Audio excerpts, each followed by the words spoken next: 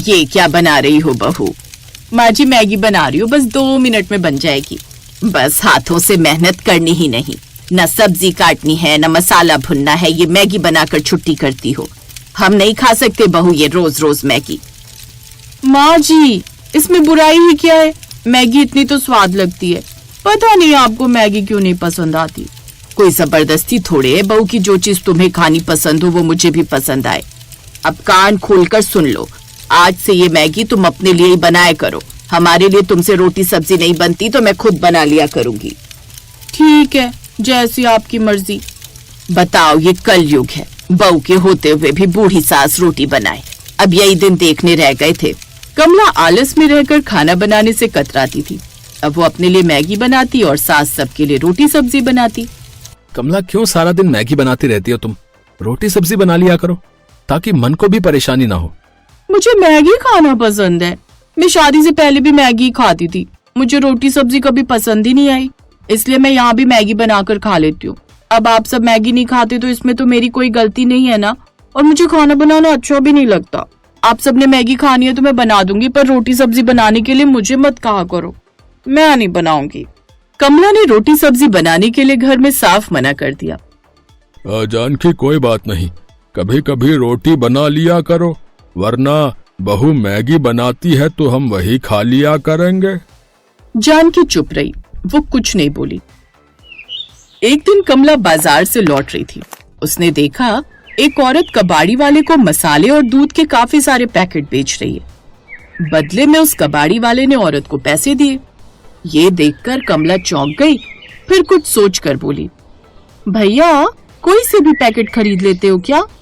हाँ, पैकेट होने चाहिए, मैं सब खरीद लेता हूँ। ये कबाड़ी वाला तो सारे पैकेट खरीद लेता है। अगर मैं इसे मैगी के पैकेट बेच दूं तो मेरी तो कमाई भी हो जाएगी और माँ जी के सामने मेरी इज्जत भी बढ़ जाएगी। भैया मैगी के खाली पैकेट भी खरीद लोगे? हाँ बहन जी, मैं सारा कबाड़ खरीद लेता हूँ, पर पैकेट गीले और खराब नहीं होने चाहिए।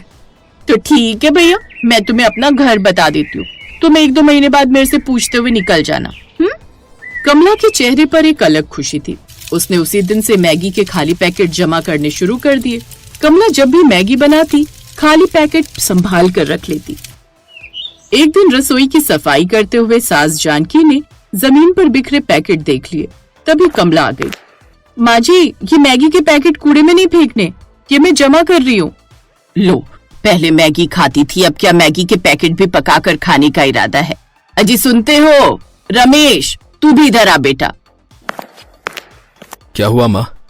अरे तुम्हारी बहू पगला गई है, रोज रोज मैगी खाती है, इसके दिमाग पर मैगी का भूत सवार हो गया है। ये देखो मैगी के पैकेट इकट्ठे करने लगी है। माँ जी, आप बेकार में बात को उलट पुलट कर रहे हो, मेरे दिमाग में कोई मैगी का भूत नहीं चढ़ा, ये पैकेट तो मैंने। कमला अपनी बात पूरी भी नहीं कर पाई थी कि अचानक तेज बारिश और तूफान आना शुरू हो गया और एक ही पल में तेज बारिश और तूफान से रसोई की एक दीवार नीचे गिर गई। सब घबरा गए। हे भगवान, ये क्या हो गया? मैं बोल रहा था बापू कि रसोई की दीवार कमजोर है, पक्की करवा लेते हैं। अरे मुझे लगा मॉनसून अभी ज्यादा आया नहीं है, कल बोल आया था मजदूर को, मुझे क्या पता था आज इतनी तेज बारिश और तूफान आ जाएगा। माँ जी घबराओ नहीं, कुछ नहीं हुआ, सब ठीक है। आप वहाँ कमरे में बैठो या रसोई मैं साफ कर दूंगी। कमला, अभी बारिश तेज है, सारा पानी रसोई में आ रहा है, अभी रहने दो, जब बारिश रुक जाएगी मैं मजदूर को बुला लाऊंगा, तब तुम रसोई साफ कर लेना। बारिश के कारण पूरी रसोई में पानी भरता जा रहा था। बारिश रुकने का नाम ही नहीं ले रही थी। इसी वजह से कोई मजदूर भी मिट्टी पत्थर का काम करने को राजी नहीं। मैंने बात की है मदन से, बोल रहा है बारिश में दीवार सूखेगी नहीं, बनाते से गिर जाएगी, इसलिए अभी दीवार बनवाने का कोई फायदा नहीं है। पर ऐसे रसोई को खुला थोड़ी छोड़ देंगे, रात भर पीछे की दीवार खुली रहेगी तो जानवर और चोरों का डर रहेगा। रसोई की दीवार गिरने से खतरा तो है, पीछे सारे खेत हैं, कोई भी खुली रसोई देखकर अंदर आ जाएगा, या तो हम सारी रात सोए नहीं। सब लोग परेशान थे, पर कमला का दिमाग कुछ और ही सोच रहा था। उसने पति रमेश से मोबाइल फोन मांगा और फोन में इस परेशानी से जल्दी कैसे बच सकते हैं ये उपाय ढूंढने लगे। तभी कमला ने देखा लोग पन्नी और बोरियों को सिलकर जोड़कर दीवार बना रहे हैं, जिससे कुछ समय के लिए कैसी दीवार बन जाएगी जो बारिश भी रोक देगी और बाकी सब परेशानियों से भी सुरक्षित रखेगी। अगर मैं भी ऐसी दीवार खड़ी कर दूं तो रात भर की परेशानी दूर हो जाएगी। पर इसके लिए मुझे ऐसे किसी सामान की जरूरत पड़ेगी। पर ऐसा क्या ढूंढूं जो मजबूती से दीवार बन जाए।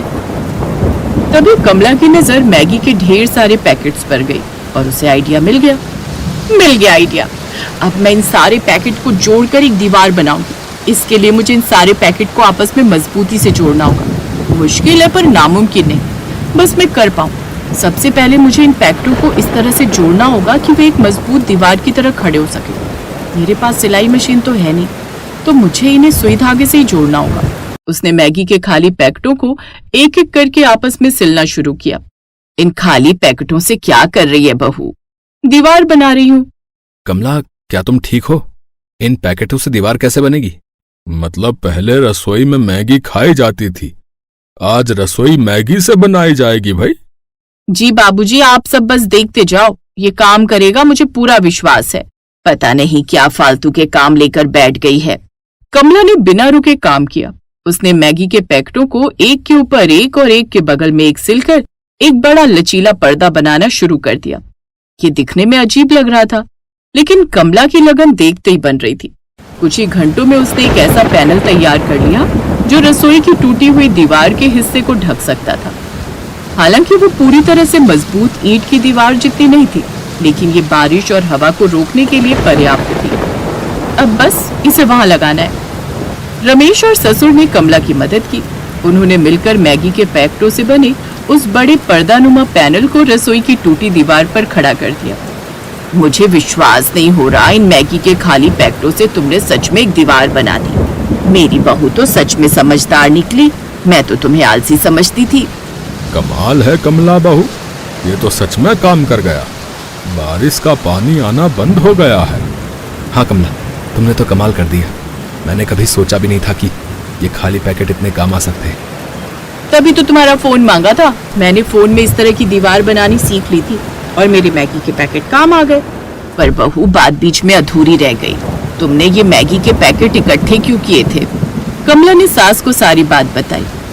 पर अब तो ये पैकेट बारिश में गीले हो गए और थोड़े खराब भी हो गए हैं।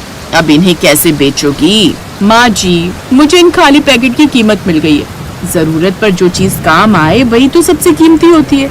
मैंने सही कहा ना माँ जी? कमला की बात सुनकर सबके चेहरों पर मुस्कुराहट आ गई।